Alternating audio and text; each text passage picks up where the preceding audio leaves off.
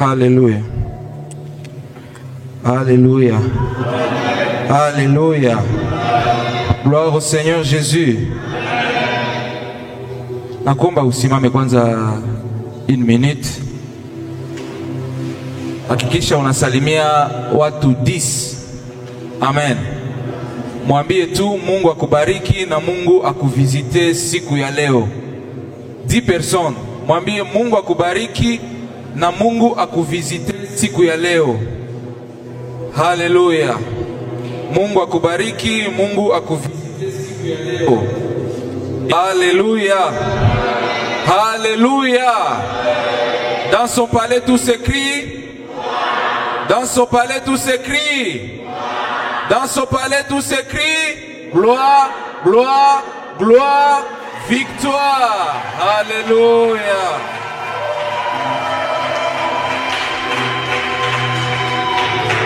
Amen. David konasema, nilifurahi wakati waliniambia tuende nyumbani mwa Bwana. Haleluya. Unajua wakati unakuja kanisani usiwaze unakuja fasi moja yenye iko sawa fasi nyingine. Haleluya. Mercredi nilifundisha hapa ule mwanamke mwenye alikuwa amegonjwa, shetani amefunga maisha yake panda 18 ans. Angeenda kusoko angepona. Angeenda tembelea shangazi yake, angeenda tembelea grand sœur wake, asingepona. Lakini sababu alikuja kanisani, Mungu akamponya. Na mimi asubuhi ya leo niko na kutia moyo, niko na kuankuraje kwamba umefanya shwa ya mzuri kukuja kanisani, sababu kuko kitu Mungu iko nafanya leo kwenye maisha yako. Sema amen. Amen. Haleluya. Amini. Yani ukiwa pale usikale kawaida, ikana kuona kwamba leo ni visitation yangu. Amen. Na niko na santiri nguvu ya Mungu ya kwamba itafanya kazi juu ya maisha ya mtu. Haleluya. Haleluya. Mungu awabariki sana. Mimi nashukuru sana papa pastor kwa kunipatia confiance na kunipokea. Mimi naomba Mungu akupatie miaka ya mingi sana ili tuendelee kuprofite sagesse yako. Mungu akubariki sana. Mungu abariki watumishi wa Mungu, wa diakre, wazee wa kanisa. Mungu awabariki sana sana. Mwapigie makofi.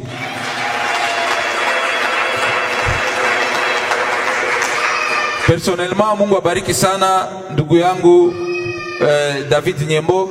Tasimama tu hivi kupongea na bibi yake kwa wapi? Na mama mke wake.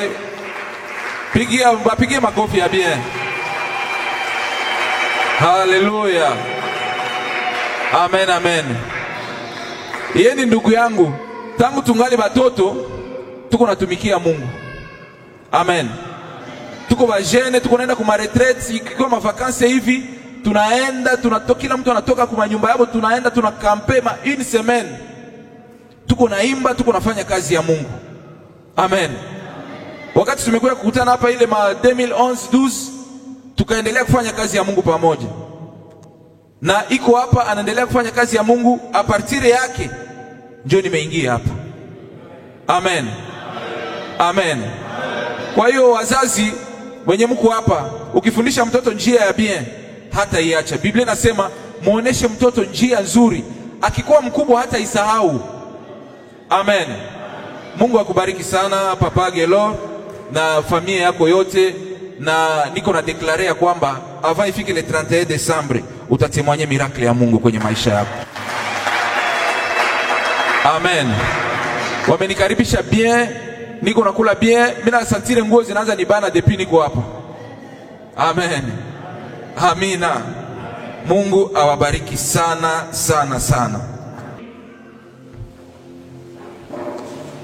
Utaandika, utasoma hata kunyumba, utafungua kitabu ya 2 Rois chapitre 20. Tutaanza ku verset 1 kushuka chini. Wafalme wa pili sura 20 au 12 kwa Kiswahili yetu. Wafalme wa pili chapter 20 verse 1 na tunateremka. Haleluya. Tunasoma neno la Mungu kwa jina la Yesu Kristo. Amen.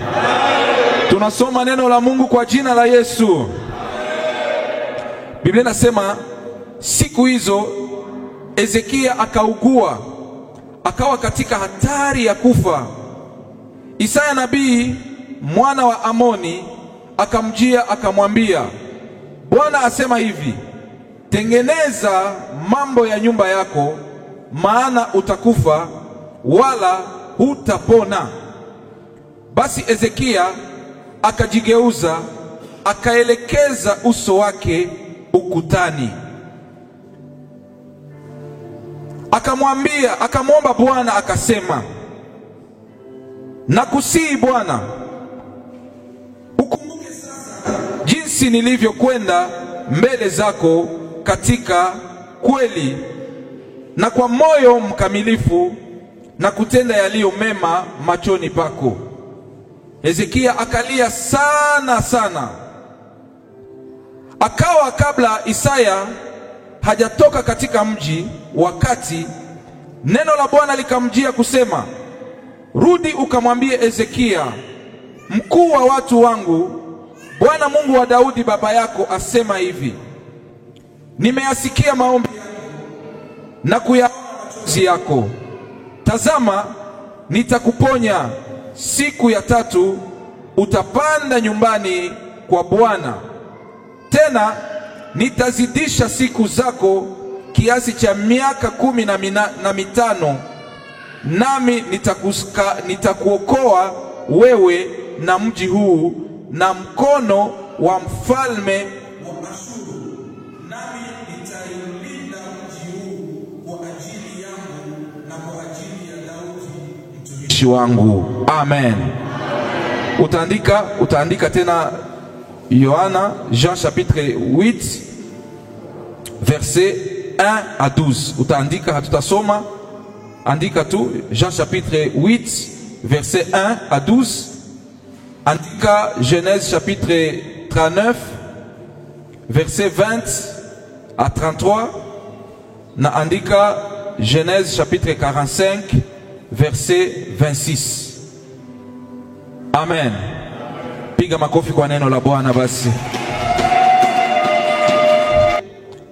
Teme yetu tulisema iko intitulé deuxième message au habari ya pili.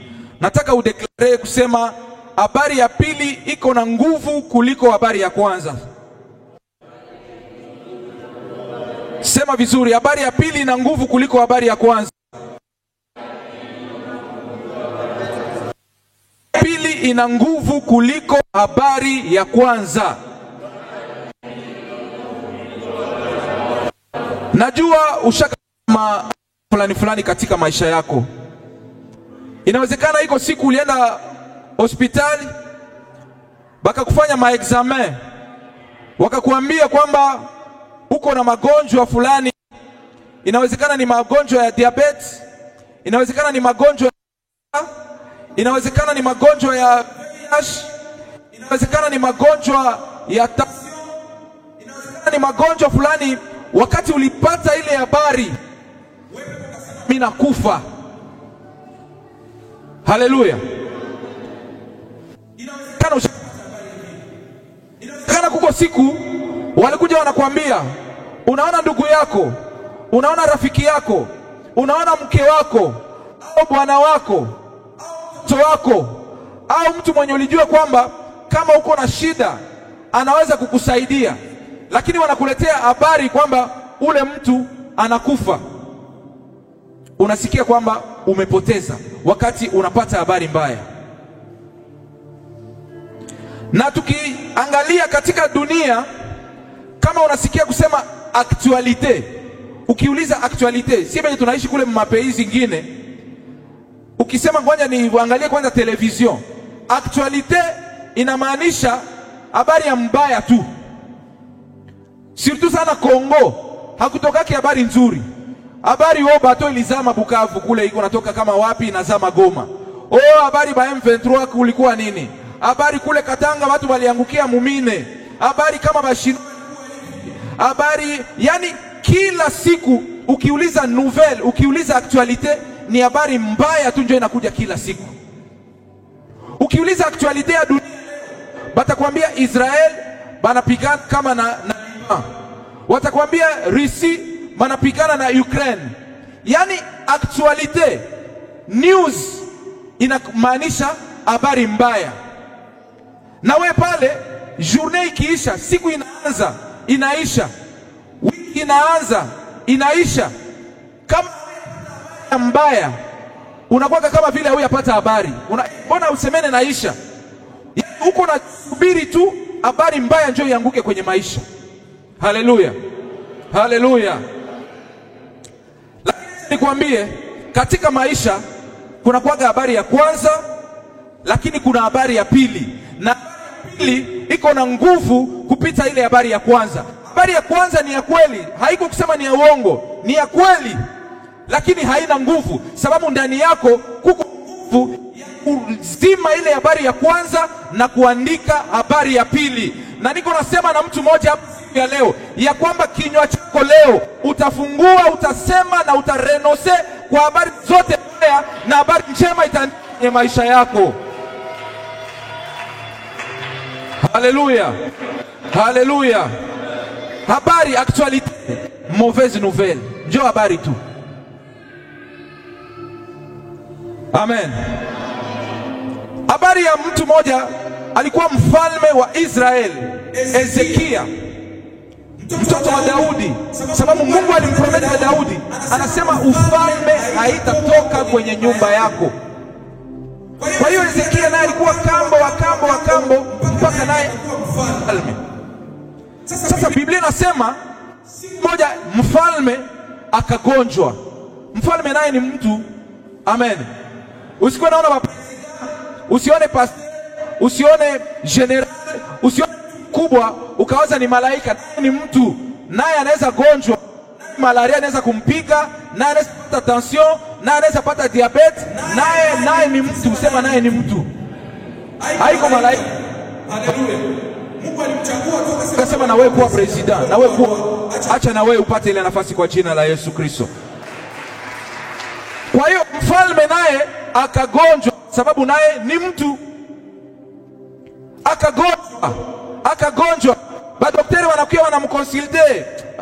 Wakasema hii magonjwa yako utapona tu. Si unajua madaktari kazi yao hakuambiake, madaktari wazungu ndio wanakuambiaka direct. Lakini madaktari wetu biko bien, juu anakuambiaka pole pole. Anaona kwanza hali yako asikie kuambia akakushtua. Kwa hiyo anakuambia tu na avec sagesse utapona, kunywa maji sana. Hii siku anakuambiaka kunywa maji, ufanya sport, usikule manyama, kula malegime. Mwache kula sana manyama, ile haiko bien. Amen, amen. Bakampatia say.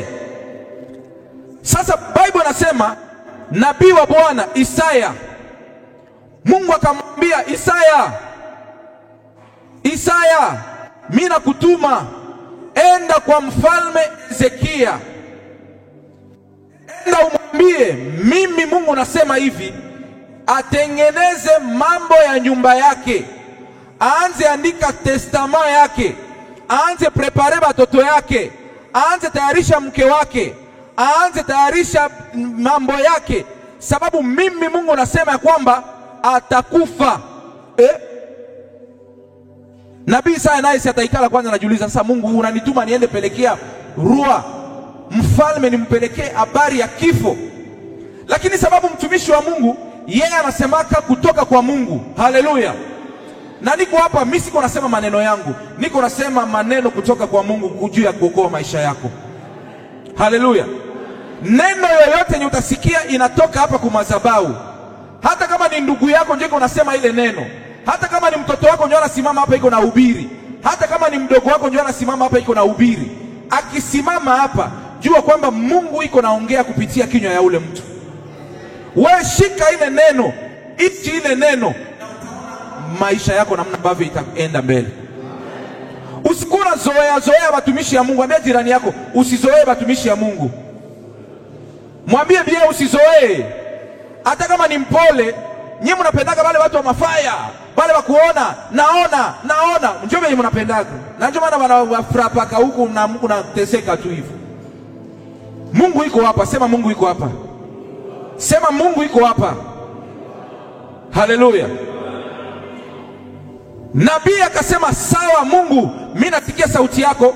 Nabii akawasha gari yake akaenda. Anafika pale protokoli ya Palais Royal, akasema mimi nataka kuona mfalme, sababu alikuwa mtu wa kuheshimiwa. Unajua mtumishi wa Mungu, ndio maana niko nakwambia kutumikia Mungu inaheshimisha. Haleluya. Nabii au mtumishi wa Mungu yeye hana besoin ya kuomba audience. Wewe hapa ukitaka ona gouverneur uko capable kumuona. Nani sasa salimia gouverneur hapa? Hakuna hata. Acha na wewe usalimie gouverneur kesho asubuhi kwa jina la Yesu Kristo. Sema amen ya bien. Mungu anasema atakuketisha na wakubwa. Amen. Profeti akafunga safari, akaenda kwa mfalme. Akaenda kwa mfalme. Hakuletea mfalme habari njema, hakumletea habari ya bien. Amen. Akamwambia mfalme, Mungu wa baba yako Daudi ananituma nikuambie, aseme utengeneze mambo ya nyumbani kwako, utakufa. Unaletea mfalme habari ya kifo. Mimi nitoke hapa naenda Kinshasa kule, naenda pelekea Fachi, naambia Fachi Mungu ananituma asema utakufa. Si amfikishie ile message. Mwipe leo. Wewe uko tu opposant. Haleluya. Lakini mtumishi wa Mungu, mimi siwezi ogopa kuongea kweli. Kama Mungu amesema niseme, nitasema. Unifunge usinifunge, Dieu a dit, il a dit. Ce qui est écrit est écrit. Sema ce qui est écrit est écrit. Haleluya. Usiogope kusema kweli. Kweli inabakia kweli. Wakubali wakatae ni kweli. Apende asipende ni kweli. Atengeneze asitengeneze, lakini sema kweli. Sababu Bible nasema utajua kweli na kweli itakuweka huru. Amen. Biblia inasema utajua kweli na kweli itakuweka huru. Kwa hiyo usikuwe unaogopa kusema kweli. Amen. Kuwa tu na sagesse ya Mungu, wisdom ya Mungu, kuomba namna gani ya kutransmettre ile kweli. Sababu ukienda ovyo ovyo watakukata kichwa. Uliza Jean Baptiste, alikuwa anaongea kweli, ndio likataka kichwa yake. Haleluya. Amen, amen. Biblia inasema hivi, wakati Ezekia alipata ile habari, Isaya yeye akamaliza kufikisha message Mungu alimtuma, Isaya akarudia. Mfalme akamwambia kamata transport. Na mimi sikukia kamata transport, mimi nileta habari yenye Mungu alinituma. Usifikiri kwamba uko na uwezo wa kukorombe mtumishi wa Mungu. Pesa yako haiwezi kukupatia muujiza. Position yako haiwezi kukupatia miracle. Yenye inaweza kukupatia miracle ni kutii neno la Mungu na utaishi miracle. Haleluya. Haleluya. Wakati Isaya anarudia, anatoka kwa nyumba ya mfalme, iko naenda anaingia, ba journalist wanamfuata. Unajua ingekuwa kudunia ya leo, hapa sasa tu update, tuende kudunia ya leo. Ingekuwa leo aseme Isaya alikuwa kwa president, ba journalist watakuya pale, na hii mitandao hii ma reseaux sociaux zimejaa. Ba journalist watakuya, wataanza fanyisha ma interview. Isaya unasema nini? Mungu anasema nini? Malaki mfalme kufa, batamuzika wapi? Kuwa namna gani? Seremoni itakuwa namna gani? Wanaanza tayarisha president, wanaanza watazika mfalme. Constitution inasema nini? Constitution inasema president kama anakufa, president wa Senat atakuwa president de la Republique mpaka manda iishe. Haleluya. Watu wengine wanafurahi sababu ya habari ya kifo ya mfalme. Acha nikuambie, mateso yako wakati ingine ni furaha ya wengine. Shida yako wakati ingine ni faida kwa wengine. Wakati wewe unakosa, kuna watu wanafurahi. Lakini acha niseme, ile ni habari ya kwanza. Shida yako ni habari ya kwanza. Magonjwa yako ni habari ya kwanza. Mateso yako ni habari ya kwanza. asubuhi ya leo, mwenye iko nafurahia shida yako, mwenye nafurahia matendo yako, mwenye iko nafurahia kisi uko nalia, leo Mungu atamconfuse na atakubadilishia habari kwa jina la Yesu Kristo. Haleluya. Pale wanaanza kuangalia nani atakuwa mfalme. General wa arme anasema mimi ndio general. Blage mimi natumia arme. President kama wa Senate anasema ndio president. President wa parlement anasimama. Kama premier minister anasimama. Watu wanaanza kugombania mauti. Wakati mfalme akufe, wao waprofite. Sema, inua mkono wako juu. Sema, hamta profite kifo yangu. Sitakufa, nitaishi na nitatangaza makubwa ya Bwana kwa jina la Yesu Kristo. Haleluya. Haleluya. Usikubali kufa kama hujatimiza misio ya Mungu katika maisha yako. Hata kama daktari anakuambia hii ugonjwa haiponake, sema sitakufa na hii magonjwa. Na leo asubuhi niko na kutangazia ile magonjwa yako, kesho lendi utafanya examen, utakuta iko negative kwa jina la Yesu Kristo wa Nazareti. Haleluya. Niko na kuhubiria Yesu mwenyewe anafufuaga maiti. Niko na kuhubiria Yesu mwenyewe anaponyaga sida. Niko na kuhubiria Yesu mwenyewe diabetes yako anaweza kuiponya. Yesu mwenyewe anaweza kuponya ile kanser. Yesu kubadilisha paralizi unakuwa mzima. Yesu mwenyewe aliponya mtu wa 38 alikuwa na gonjwa. Yesu akamwambia chukua kitanda yako, tembea. Asubuhi ya leo ile magonjwa imekutesa, ile shida zimekutesa, ile matatizo imekutesa, Yesu atakuponya siku ya leo. Haleluya. Ile ilikuwa habari ya kwanza waliletea Hezekia. Ni Mungu alisema, haikuwa uongo, ilikuwa kweli. Sema ni kweli. Sema ni kweli. Niko na magonjwa ni kweli. Niko na shida, niko maskini ni kweli. Niko lokatere ni kweli. Uko pale hauna kitu ni kweli. Lakini hiyo ni kweli. Lakini kuna kweli ya kuzidi hiyo kweli. Na jina la Yesu ni kweli. Yesu ni kweli. Haleluya. Haleluya. Biblia yangu inasema hivi. Hezekia wakati alipata ile habari, watu wanaanza tayarisha. Banashusha drapo, wanasema tutaweka drapo katikati. Oh my God.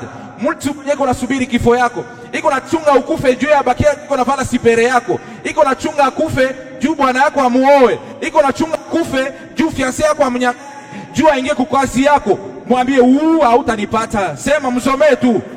Sema kufa mimi sasa hivi. Mimi sikufa sasa hivi. Hautaingia kwa nyumba yangu. Hautavala sipere yangu. Hautaherite mariage yangu. Hautaingia mkazi yangu. Yangu ni yangu. Nitaishi. Hey!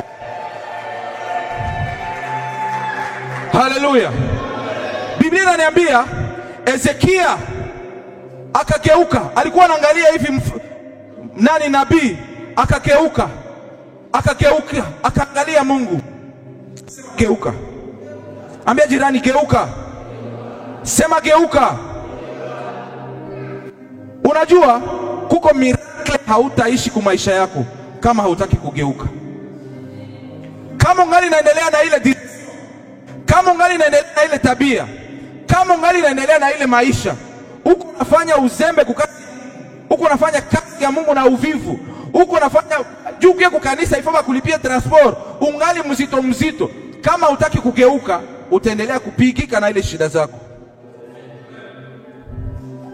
Asubuhi ya leo nakuletea message ya kusema geuka. Ambia jirani tugeuke. Mwambie kanisa tugeuke. Tushanje kwa angazima mpya. Tutumikie Mungu. Sijui kama kuna mtu anadecide leo kusema leo kuanzia leo mimi nageuka. Haleluya. Hezekia kageuka. Unajua kugeuka ni kurenonce kwa vitu venye ulikuwa unafanya zamani. Kugeuka ni kusema mimi naachana na hii njia. Kugeuka ni kusema mimi naachana na hii tabia mbaya. Kugeuka ni kusema mimi naachana na warafiki wabaya. Kugeuka ni kusema nilikuwa naenda huku, mimi naenda huku. Nilikuwa nasema uongo, acha kuwa hata mkweli. Nilikuwa naiba, acha nikuwe juste. Mungu hata kupatia muujiza kama ungali na ile matabia yako. Haleluya. Haleluya. Mungu ni baba. Mungu iko droit. Mungu iko juste. Ezekia kageuka. Wakati aligeuka akaanza kuomba. Sema nitaomba leo. Nitaomba kama Ezekia aliomba. Ezekia alikuwa naomba. Anasema Mungu nikumbuke. Sema Mungu nikumbuke. Inua mkono, sema Mungu nikumbuke. Unikumbuke. Si asomesha watoto, si ajenga nyumba, si aenda, si akuwa na etage, si na gari. Usiniue saa hii. Nipe maisha marefu. Acha Mungu akupatie maisha marefu kwa jina la Yesu Kristo. Mungu akupatie maisha marefu. Mungu akupatie bonheur. Mungu akupatie na wewe. Haleluya. Ezekia akaanza kumkumbusha Mungu. Asema Mungu, kumbuka kisi nilikutumikia Mungu. Kumbuka kisi nilitembea njia yako. Kumbuka kisi niliacha dhambi. Kumbuka kisi nilikuimbia kanisani. Kumbuka kisi nilikutolea sadaka. Kumbuka kisi nilidefendre watumishi wako. Akaanza kumkumbusha Mungu. Asubuhi ya leo mimi nataka nikuulize, uko na kitu ya kumkumbusha Mungu?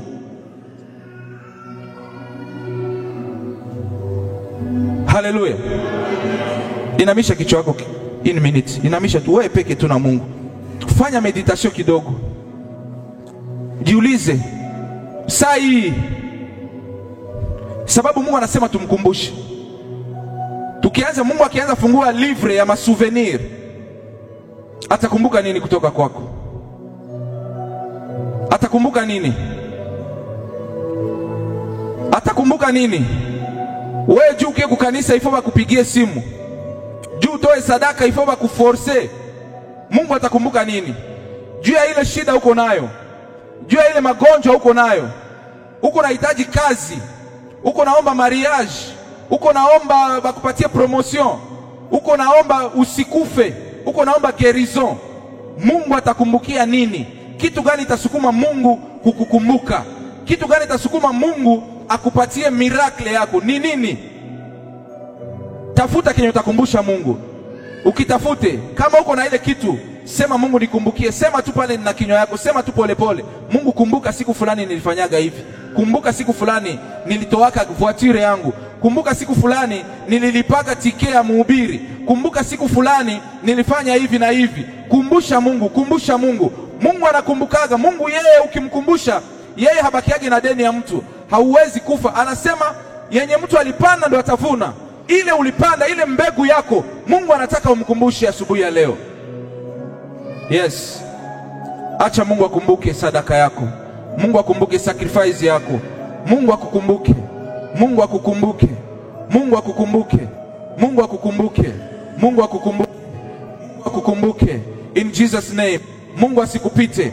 Ile kitu unafanya ni nzuri, ni ya bien sana. Mungu akurekompense. Mungu akurekompense. Mwenye alinipatia maji ya kunywa, alinikaribisha kwake, alinipokea kwenye madhabahu, ulifanya kila kitu. Mungu wangu akukumbuke. Mungu wangu asikupite. Mungu wangu akuone, akupatie haja ya moyo wako. Mungu akutendee leo. Mungu akupone leo. Mungu asikuache leo. Sema pigia Yesu vigelegele ya bien.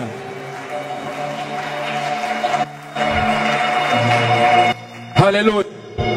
Haleluya. Haleluya. Mimi natamani leo ufanyie Mungu kitu yenye utakuwa nakumbusha Mungu kila siku. Amen. Mimi nasema hivi, mimi natamani leo ufanyie Mungu kitu yenye utakuwa na kila siku. Jana tulikuwa napiga story na ndugu yangu, Siku moja hivi kukanisa tulipokea mhubiri. Ule mhubiri alikuwa bakasema tusutenire safari ya ule mhubiri. Nilikuwa ningali mwanafunzi, nimenunua radio yangu ya CD. Njoo ya kwanza, ingali hata nilinunua jana samedi. Ingali niko naipiga, niko na jouer radio, lakini ingali msashe. Juisi haribike ya mpya. Na niko mposhe yangu na $12 yangu. Njoo arja yangu yote, maki sina mbele sina nyuma. Wakati wanaanza kusema, mimi ilikuwa vers la fin ya mwaka hivi. Nikasema Mungu, hii année prochaine tuko naanza. Mimi nenda leta radio yangu na $12 yangu mimi naitoa. Lakini Mungu, hii maisha nilikuwa hii maisha ya kuomba matransport, na mimi nataka nikikuja kanisani nikuje na voiture yangu. Haleluya.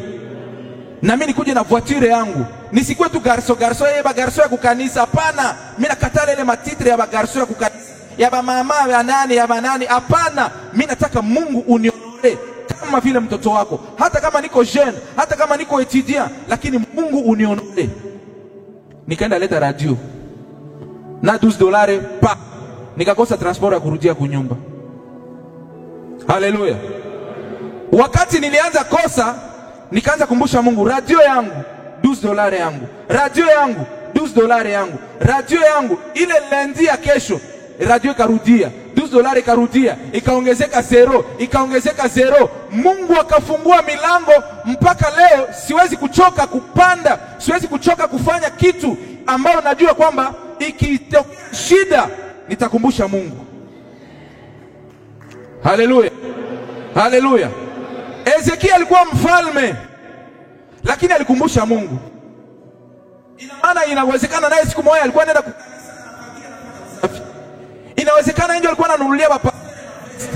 Inawezekana voiture ya profeti ndio alinunua. Inawezekana ndio alinunua parcelle ya kanisa. Inawezekana ndio alikuwa anakiafagia. Nafanya kwa ajili ya Mungu, ukuwe na mkumbusho kila siku. Haleluya. Wakati Ezekia amemaliza kuomba, Bible nasema huko Isaya iko kunjia. Haya toka musantre vile. Angali tu muvile hivi, iko narudia, ba journaliste biko namfuata, ba journaliste biko namfuata. Profeti unasema nini? Profeti unasema ingekuwa profeti ya leo, atungekunywa mai hapa.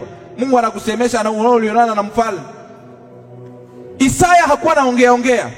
Sauti ya Bwana ndio alikuwa anasikia. Mungu akamwambia, Isaya mtumishi wangu, nimesikia kilio ya mtoto wangu Ezekia. Asubuhi ya leo Bwana anatuma, anasema nikuambie mama, anasema nikuambie papa, anasema nikuambie baba yangu, anasema nikuambie jeune fille, jeune garçon, ya kwamba amesikia kilio chako.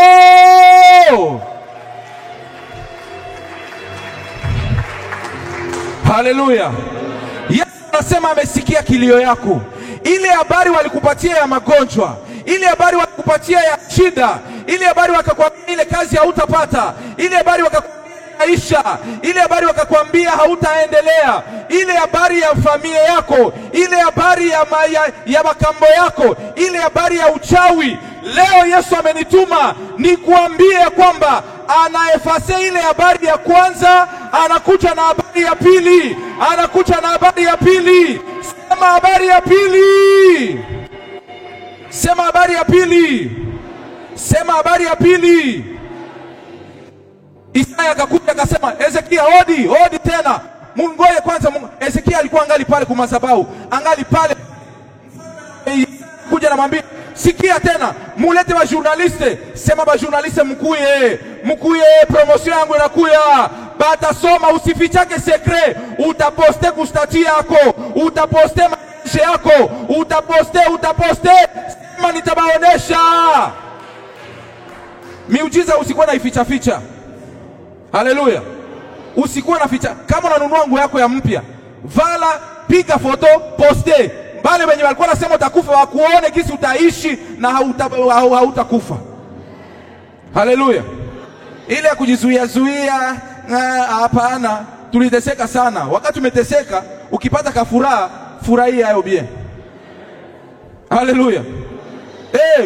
ulikuwa lokatere maisha yako yote. Wakati umejenga kanyumba yako, piga foto, poste. Na mwingine ataona nayo inamtia moyo, kama alifanya kwake na kwangu atafanya. Haleluya. Basi unataka kayala pale. Isaya anasema, Ezekia sikia. Mungu anasema hivi, hautakufa tena. Unataka Mungu sema tu 30. Mungu anataka niongee. Wewe mwenyewe sema kwa jina la Yesu. Sema miaka unataka kuishi. Sema miaka unataka kuishi. Mungu akuongezee. Mungu akuongezee miaka. Mungu akuongezee miaka. Mungu akupatie promotion. Mungu akupe promotion. Mungu akuinue leo. Mungu akubariki. Mungu akutendee leo. Habari ya kwanza inakuwa efase. Habari ya pili, habari ya magonjwa inakuwa efase. Umepona. Habari ya ungesimama na kusema habari ya pili. Sema habari ya pili. Sema habari ya pili. Salimia jirani yako, mwambie habari ya pili. Mwambie habari ya pili. Mwambie deuxième message ina nguvu kuliko ya kwanza. Habari ya pili ina nguvu kuliko ya kwanza. Habari ya pili ina nguvu kuliko ya kwanza. Au nom de Jésus. Haleluya. Haleluya. Sasa Isaya mara kwanza alisema uongo au alisema kweli? Silikuwa kweli. Lakini nani alibadilisha ile message? Ezekia yeye peke alibadilisha ile message. Yeye peke wakati aligeuka, wakati alimkumbusha Mungu, Mungu akapishania position. Ushaona Mungu anageuka. Sisi tunasema yeye Mungu nakwambia asubuhi ya leo maombi yako, sadaka yako itageuza mawazo ya Mungu. Maneno mabaya itashanje, itakuwa negative, itakuwa positive. Itageuza.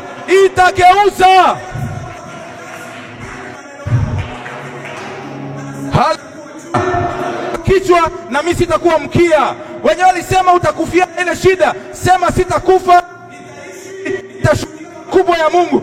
Walisema walianza kutayarisha mazishi. Wakaanza kutayarisha. Mwingine akasema mwambie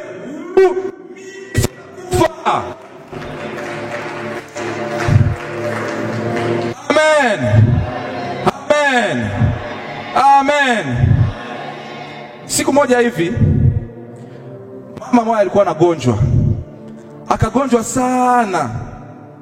Na mume wake alikuwa anampenda, iko naangalia bibi yake kisi anagonjwa, anatoka nje kwanza analia, anapanguza machozi. Sasa rafiki yake na ule mama alikuwa celibatere. Yeye anafuata ule nje, anamwambia papa acha kulia. Hata bibi yako akikufa si utanioa. Mara yeye alikuwa anaomba mwanamke mwenzake akufe juu yeye aolewe. Wewe usifikiri wakati uko pale vile kila mtu anakufurahia. Kuko mwingine anataka utoke kwa ile position. Wewe uko unajiona kwamba unateseka, lakini kuko utamani. Maana uko unajifurahia. Hata kama unapitia shida zingine unajifurahia, sababu kuna mtu anatamani akuwe wewe. Kuna mtu ataniingilia vyangu. Yangu ni yangu. Mungu naye yake asisubiri kifo yako, atasubiri sana. Haleluya. Haleluya. Haleluya. Nataka nikufe alafu wewe njoo ufanye nini sasa? Ishi maisha yako, hapana kuingilia ya watu. Na wache tabia kuingilia maisha ya watu. Haleluya. Haleluya. Biblia inasema hivi, wakati Yusufu, ile Genèse chapitre 39, anaota ndoto. Ndugu zake wanamchukia, wanasema tutamuua huyu. Wanamtupa shimo. Alafu wanachinja nyama, wanaleta nguo ya Daudi, ya Yusufu, ya Joseph. Wanaletea baba yake. Wanamletea nguo. Baba yeye peke anaona, anasema ya nyama mkali ashakula mtoto wangu. Mtoto ashakufa. Baba anaanza kilio, mtoto anakufa. Yusufu alikuwa anapenda Yusufu kupita watoto wote. Yakobo akaishi na msiba miaka mingi sana. Anajua Yusufu wake ashaka kufa. Yusufu ashakufa. Unaishi pale unajua vitu vishakufa. Unaishi unajua wewe hautapataka tena kazi. Unaishi na nini? Kwa miaka mingi umeishi na habari gani? Umeishi na habari gani? Umeishi na nini? Haleluya. Ukisoma sasa ile Genèse chapitre 45, wakati zake Yusufu anaenda Egypte, yule Yusufu mwenye walipeleka habari yake ya kifo, ile ilikuwa habari ya kwanza. Wakasema Yusufu, wakaletea Jacob kwamba mtoto wako atakufa, ilikuwa habari ya kwanza. Lakini wakati walifika Egypte, Yusufu alikuwa yeye ndio premier ministre. Akawatuma akasema, muende ambia baba yangu mimi ningali, mumpelekee chakula, mumpelekee pesa, mumpelekee kila kitu, na muende muleta mumwambie ile habari ya kwanza alipataka ya kifo ilikuwa habari yenu, lakini habari ya Mungu mimi Yusufu niko naishi na mimi ndio prince. Nasema hivi, bale wenye walikutangazia kifo bataku kesho, wewe ndio utakomande, wewe ndio utabakulisha, wewe ndio utabavalisha, wewe ndio utabasaidia, wewe ndio msaada yao. Sema mimi ndio nitakusaidia. Haleluya.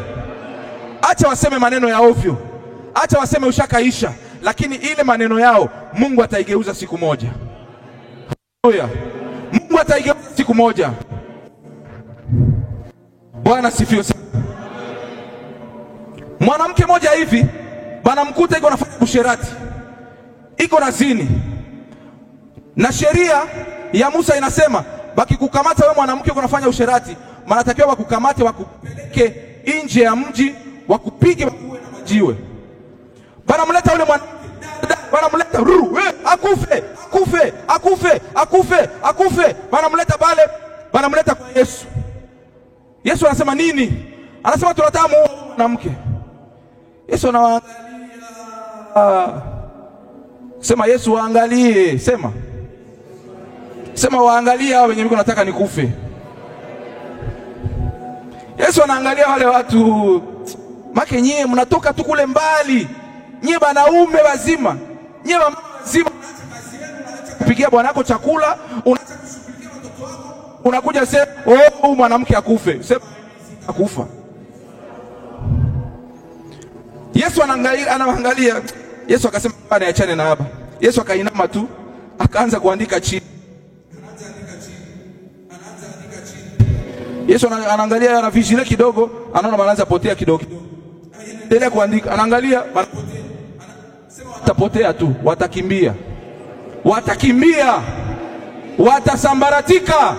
Watakuja kwa njia moja. Watakimbia kwa njia 7 kwa jina la Yesu Kristo. Haleluya. Yesu alianza kuandika, alikuwa ashaandika pale mwenye hayawahi kufanya dhambi akuwa kwanza kumpiga jiwe huyu mwanamke. Sasa alisimama hivi, alikosa kama walipita wapi.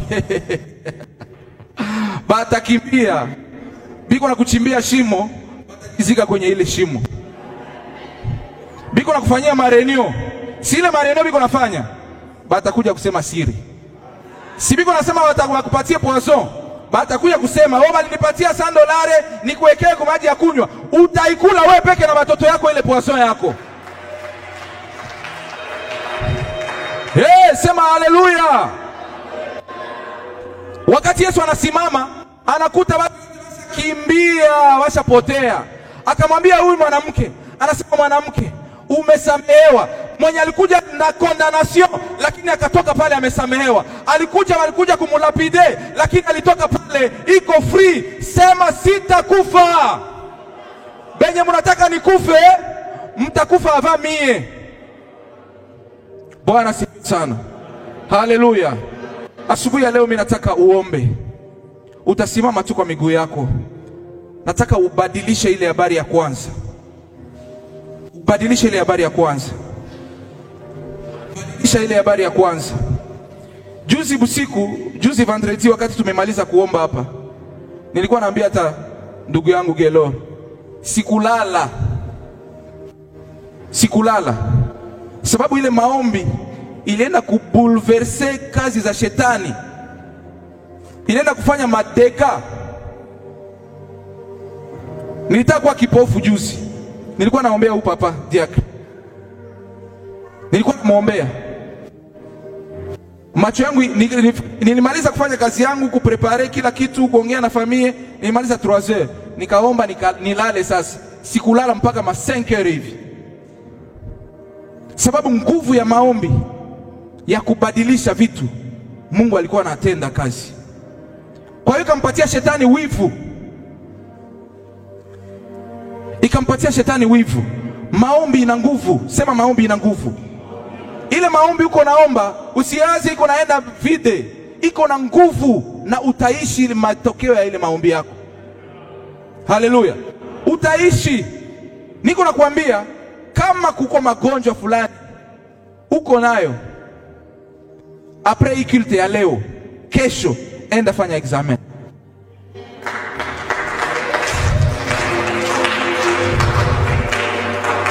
Nasema kesho, ningali hapa isemene yote, uende fanya examen.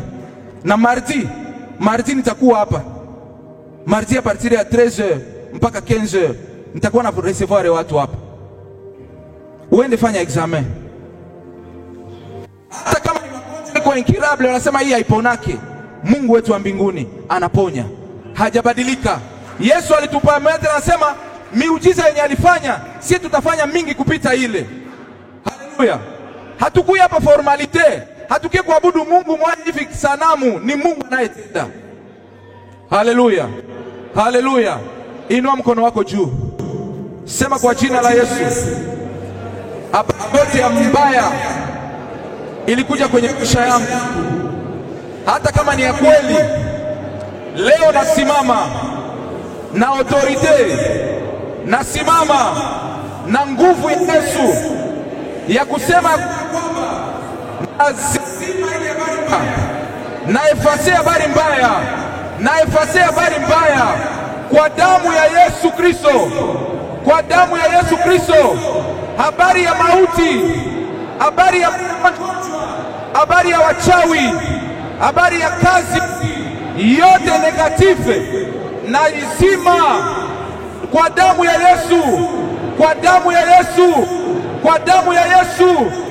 Yesu, Yesu, unikumbuke, unikumbuke kama ulikumbuka Hezekia, kisi ulimwongezea miaka, ukampatia afya, ukampatia sante, ukamurestore. Yesu, na mie nikumbuke. Yesu, nikumbuke. Yesu, nikumbuke. Kumbuka watoto wangu, kumbuka nyumba yangu, kumbuka kazi yangu, kumbuka proje yangu, kumbuka maisha yangu. Haleluya. Anza kumbusha Mungu, anza kumbusha Mungu. Ongea na Mungu, kumbusha Mungu sasa. Kumbusha Mungu kisi ulimtumikia. Kumbusha Mungu, kumbusha. Kumbushe. Yes. Yeye anakumbukaka. Mungu haiko ingra, haiko kama wanadamu wanasawaga. Kumbusha Mungu, kumbusha Mungu.